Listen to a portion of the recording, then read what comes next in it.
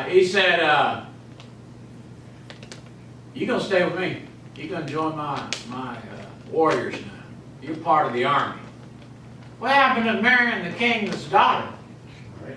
Well, apparently somebody lied. You know, people will make promises and never keep them. Right. Amen? Hold up, you know, if you'll let me do this, I promise I'm going to give you $10,000 if you'll let me do this work right here. I can make sure that you get your little part, and you can make a little money and put it in your pocket. Really? Yeah, I can make sure. Do I get a nickel? No, not a dime. You know why? You're a liar. Liar. Liar, liar, pants on fire. Just like Saul, just a plain liar. They're lying. You're going to marry the king, king's going to give you a reward. No, you got drafted. That's what happened to you. You were such a good fighter that you got drafted. But he started talking, the king started talking to David. It came to pass, when he made an end of speaking unto Saul, that the soul of Jonathan, that Saul's son, was knit with the soul of David. And Jonathan loved him as his own soul. Notice what it says. There was a love between two men. It was not homosexuals holding hands. Alright?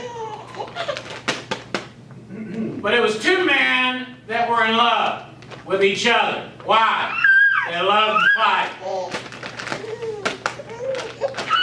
Jonathan loved to fight, but he was hiding too. He saw David fight, he fell right in love. So I love this guy.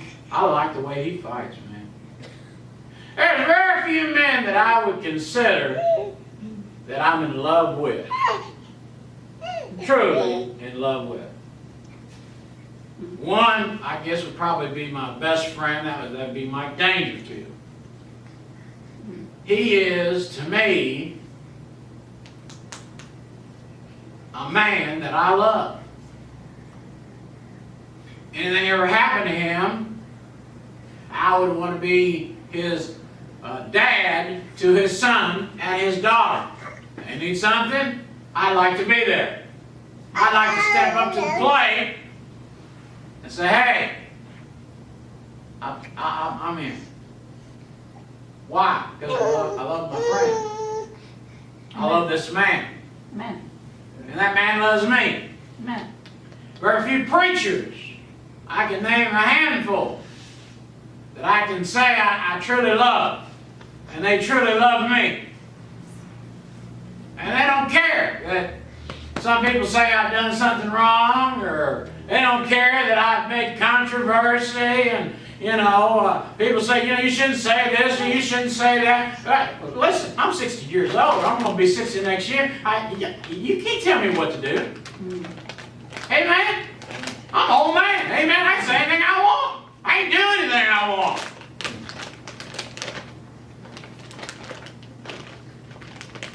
You can't talk like that no more. I played a tape of a preacher in 7 Reasons Why Billy Graham Went to Hell. I got more hate mail on that. I said, I didn't preach it. I said, there was a preacher that died years ago. He preached it. It's on the web. You can look it up. Look it up. You can hear it yourself. Why are you getting on to me? Why am I all of a sudden the bad guy? Because you played it and reminded us what he said. Well, if you hated it so much, why didn't you tell him? Well, it was a lie. You know why they didn't tell him it was a lie? They were scared. Right. Bunch of wimps.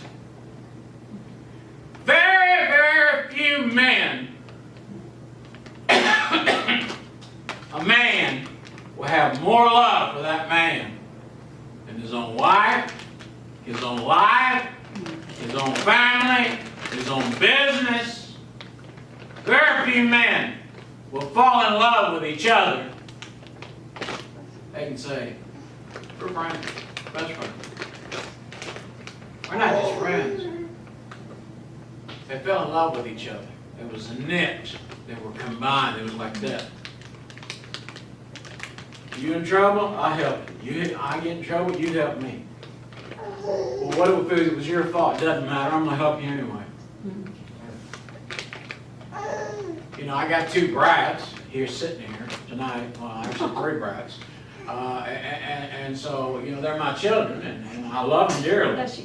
And it wouldn't matter what they do, they're still my children. I love them. I'll always love them. David loved his children, even though one of them wanted to kill him. Abner, one of his own children. I can't remember what Absalom wanted to kill him. He said, listen, protect my boy. Please protect my boy. But your boy's trying to kill you. I know he's trying to kill me. But please, don't kill him. Because he cared more about his son's life than he did his own men's life. Right. That's the way daddies are. They'll love their children. But every once in a while, a man will find another man, and he'll be in love with him. Jonathan and David loved him at his soul. Saul took him that day and would not let him go anymore. Then Jonathan and David made a covenant. Not only did they make where they knitted together, but they made a covenant because he loved them as his own soul. They loved each other as their own soul. And Jonathan, Saul, king's son, stripped himself of his robe, gave it to David, and he gave him his garments, he gave him his sword, he gave him his bow, he gave him his girdle. He didn't give him his shoes, but he gave him everything else. I guess the shoes didn't fit. But he gave him everything he had. He said, look, these were made for the king's son. Royalty. But I'm going to give it to you. Because I like the way you fight. You got God all over you. Very few men have God all over them. And men appreciate a man full of God. Amen. Amen. And David went wherever Saul went and behaved wisely. Notice that. And Saul sent his men to war, and they all went to war. And when they came back, and David, the women would come out of the city. They were singing and dancing to meet the king. It's a good thing, not a bad thing. The ladies are out there, amen, strutting for the warriors, going, hey, there comes the king! Hey, there comes David! And they're singing. And they got musical instruments, and they're dancing, they're singing, and the women, as they played, said, Saul has slain his thousands, and David has slain his 10,000. They gave more credit to David. And you know what Saul did to the king, even though he's the king? He got jealous. Why are you saying he has more people killed than me? I'm the king, man. You know, y'all should be saying I killed the 10,000 and he killed the 1,000. Why do y'all love David more than me? Jealousy. Petty jealousy. They're fighting over jealousy because one man, the people love one man more than they do another man. Just words. You know, David killed his 10,000. Saul killed his 1,000. It's just words. But Saul's crazy, remember? He's crazy. And he gave David 10,000 men. And he told David. And Saul eyed David from that day forward. It displeased him, wroth, got him mad. Started eyeing him. Evil spirits would come on him. He'd prophesy in his house. Prophesy what? Talking in tongues, or he's saying something, but it's all coming from evil spirits. You say, are they true? That was always believed in half-truth. Eat that apple, you're going to die. Did they die? Not right away, but they eventually did. They died spiritually. They had no idea what he was talking about. They thought they were going to fall over and just die. So the woman, you know, she ate the apple and gave it to her husband. Her husband says, well, you know, I really love this woman. I know it's a sin to eat it, but she is a hot-looking babe, so I'm going to go ahead and eat this. Because she ain't dead yet, all right? So I guess I might as well go and take a bite too, because I want to be with her. I want to be with my woman. So the king is raw. He's mad. He's checking out David. And David's played like he's played at other times to get away with evil spirits. All right, so he's back to his old job because he's not out there killing warriors right now. It's peacetime. And he's playing. And the king takes a javelin. That's a big, long spear. And just like other times, and so casts the javelin toward David.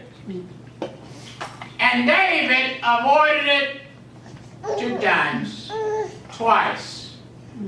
Now, you think David would be scared of a man that you would run and go, I don't want to be around this guy. He's just thrown a spear at me and tried to kill me while I was playing his favorite tune.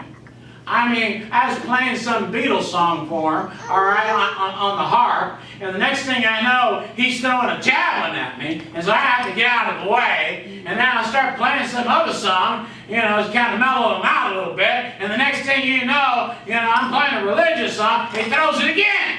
He throws another javelin. So what does David do? He ain't scared of nothing. You know why? He got God on him. When you got God, it don't matter if the king in the king's palace is throwing spears at you. You don't fear. Amen. Now you duck because you ain't stupid. I mean, if someone's shooting, you get down. Amen. That's what I do. Amen. You say, what do you do then? We start shooting back. Amen. First we duck. Then we roll, and then we shoot. Duck, roll, and shoot. Ain't that what they say? It's something like that. That was a joke. Nobody laughed. I can see that. Amen. I'm trying to be funny here, all right? So what happens when he misses twice? Saul was afraid of David. He said, this guy missed. I tried to kill him twice, and he said, both times I missed. He said, you know what? God's on his side. And God's letting me. And the king is scared of David. The man that has done nothing wrong. Here you are helping somebody.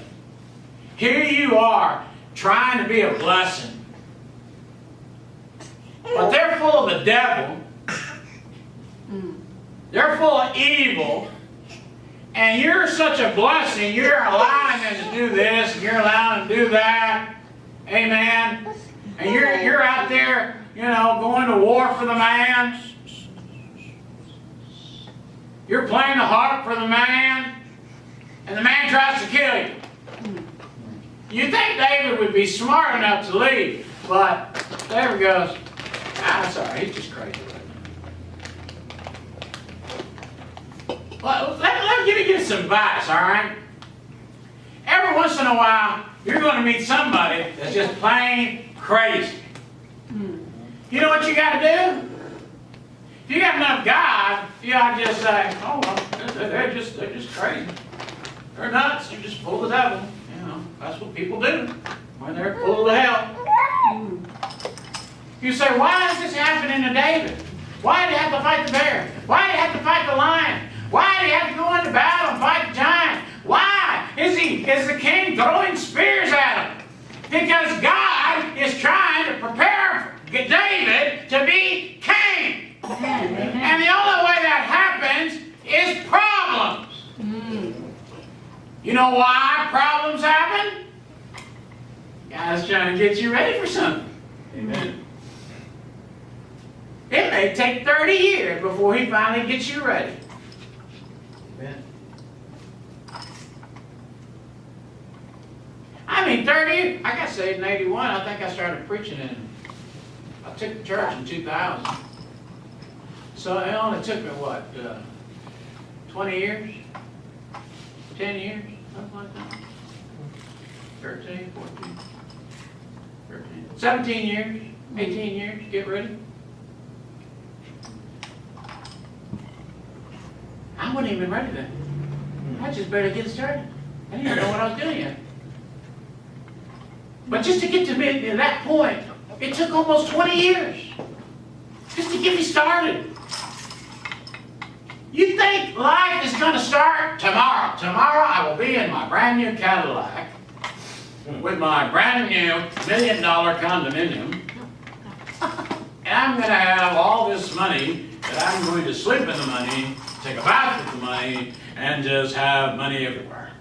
I'm going to burn money during the winter. Amen, because I get hot, and then I get cold, and I don't want to turn the heater, so I'm just burning the money inside the furnace because that's how much money I've got. No, you're going to have to work about 30 years, 40 years before that happens. Mm.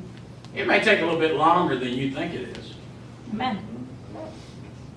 David's going, what the heck is going on? Saul removes them from being captain. He's been demoted. You're not no longer captain over the 1,000. And David behaved again wisely in all his ways. And the Lord was with him. What did David do? Did he say, you had no reason to do that? Why are you throwing javelins at me? No, he didn't say that. He just said, oh, okay, no problem. You're no longer captain of the 1,000. You're a regular troop now, all right? Fall in line. Okay, whatever you say. You're the king. You know some people can't do that? You want me to start over? Yeah. I want you to start all over again. So David does. So Saul saw that he behaved himself very wisely.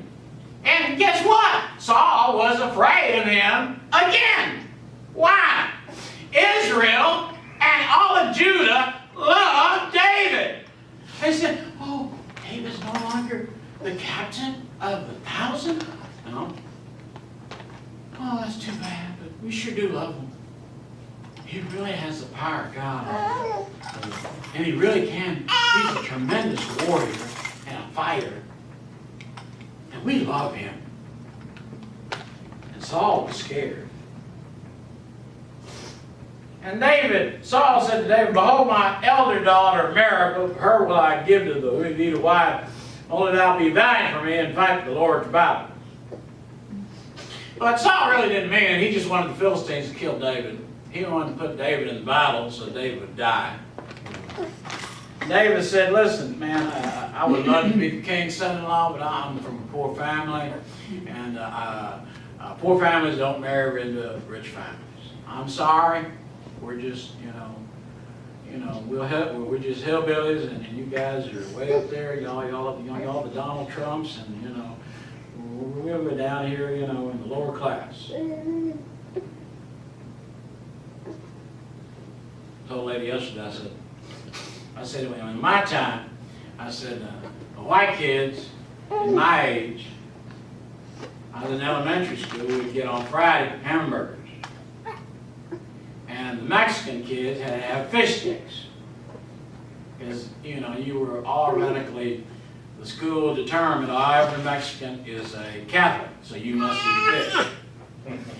I said, I don't want to eat fish. I want a hamburger. You're not getting one. I said, well, I ain't eating this. I said, you ain't gonna make me. I ain't never ate fish yet. I said, well, it's delicious raw. It's delicious cooked this way. It's delicious. If you fry it, it's delicious. I said, I really don't care. You're not going to force me to eat anything I don't want to eat. Right.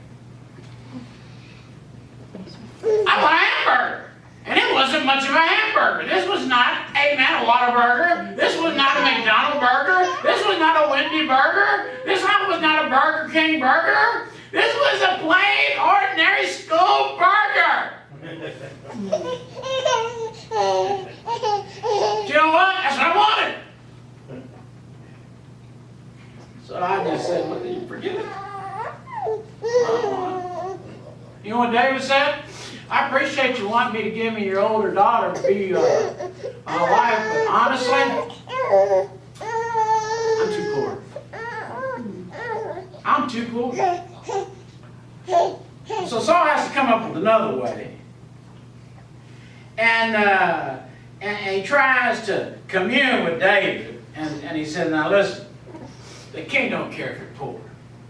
But the king wants 200 of the foreskins of the Philistines. And then he'll let you be king. He'll let you be the king's son-in-law. David said, are you sure? He said, yeah, that's all the king wants.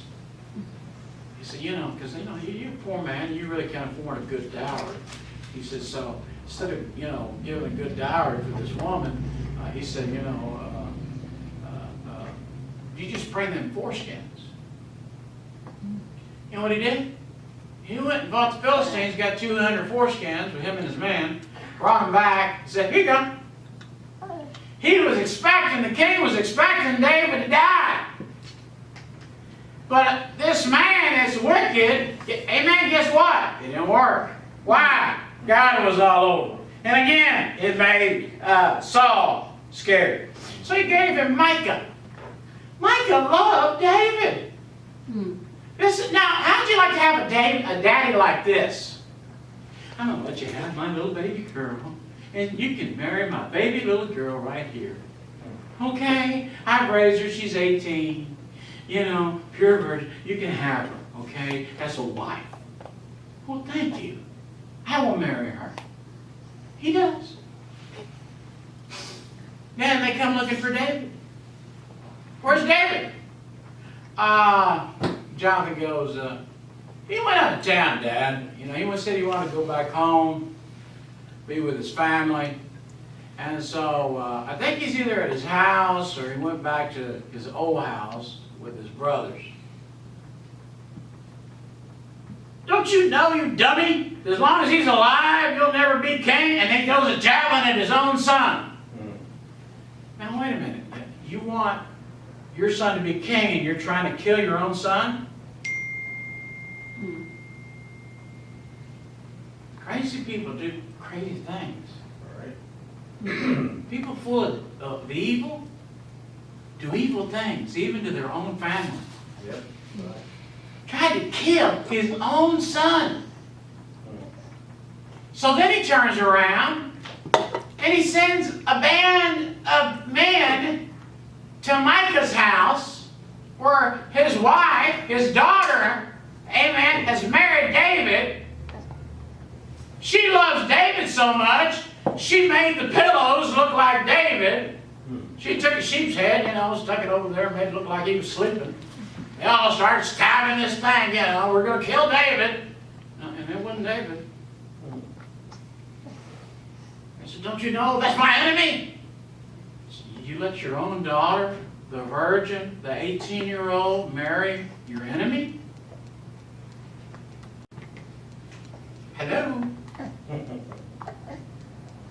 There's something crazy around here. You know what crazy people do? They do crazy things. Right. You're going to allow your own daughter to marry your enemy?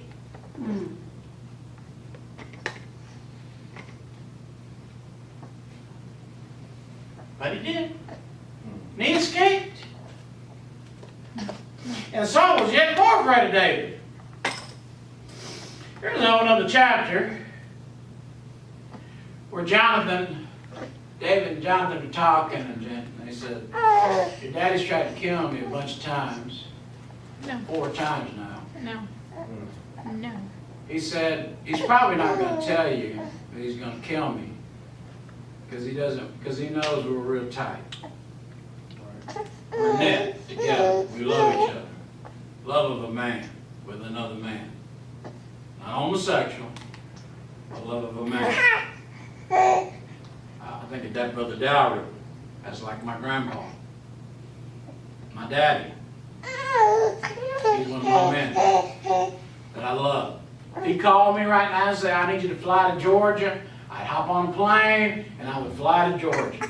Amen. No. Amen. I just told you no. I would fly over there because he says he needs me, and I would go over there because he says, I need you. I said, yes, sir, I'll be there. No. Women can't understand that No. because most women are too jealous of each other. They're not like Ruth and the daughter-in-law and the mother-in-law. No. But this relationship, they said, I'm afraid, Jonathan, you don't understand. Your daddy's not going to want you to find out. They're going to kill me. He said, well, I'm going to play a trick. I'm going to tell him that you're going to be gone for a month. So he tells him, first day, Dad doesn't say anything. Second day, he don't say nothing. Third day, he says, where's David? I'm going to have him that kid. Matter of fact, let's get the chase party going. Let's go find this. No. Now, this is the 5th time almost I'm dying. Jonathan, they have a whole thing set up. They're going to shoot 2 arrows. If the arrows go too far, that means it's true. David, your daddy, Saul, my dad Saul is going to kill you. And they met there, nobody around. He sent the young lad. He said, the arrow's gone too far. He said, listen, my dad's going to kill you. You need to leave. You need to run. Notice that Jonathan stays behind. Even though they're knit together, even though their hearts are knit together, they love each other, Jonathan knows this place by his daddy to try to raise him the old man out from doing something stupid. But at the same time, David says, you're right, I gotta go. And so he leaves. Sometimes problems are gonna come in your life and you don't understand why. Why is this happening to me? Well, it could be God may have a plan for you, but He can't even reveal it to you. Because it's been revealed to David, he's going to be king. But David just can't see it because all of that that's been happening since he's been told he was going to be king has been bad things. Oh, there's been some good times, a couple of good times when he killed the giant. Hooray! Parade! When they came back from battle. Hooray! Parade! There's been a bunch of bad times. He's almost been killed 4 times. And now he knows the dad's not going to stop till he kills him. And David has to run away. You know, sometimes it's best to leave.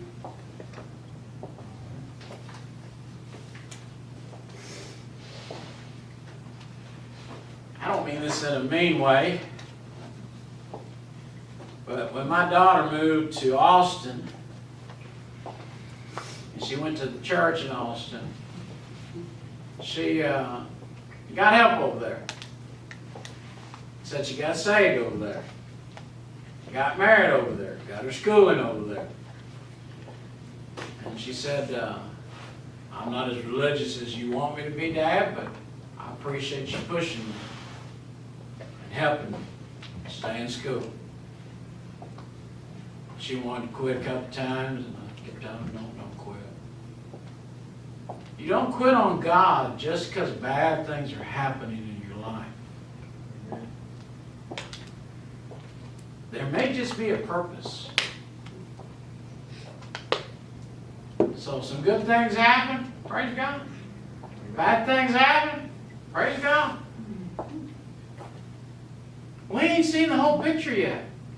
We haven't read the whole story.